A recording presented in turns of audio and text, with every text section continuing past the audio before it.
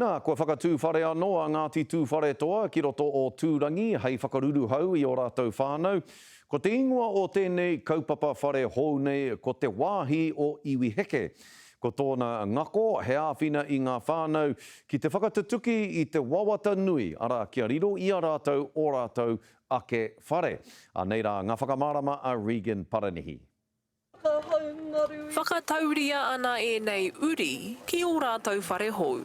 It gives us security that we've got a young whānau and we want to be able to build a home for our whānau to grow in, and this is going to give us that ability. He kaupapa tēnei e whai hua ai e nei whānau ki te pūkoro. The opportunity is for them, the real thing is for them to save.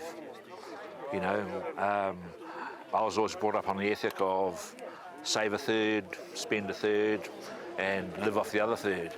You know what I mean? And so it's a similar ethic that we want to employ. Hiwa ke te kaupapa i a ka uruora, he mea whakaawe i a Ngāti Tūwhare Toa, kia pau ai te pauwhenua ki ngā take whare. I roto i te tauira nei, ko te mahi ngātahi o te iwi, te hāpori, ngā kaupapa tuku pūtea, ngā ohu tuku pūtea, no reira ai, ko whai oranga i te rangi nei. He tauira e ki anei e te ka wanatanga, mana hua ai ngā hua, mō ngā whānau Māori. That is absolutely the way of the future.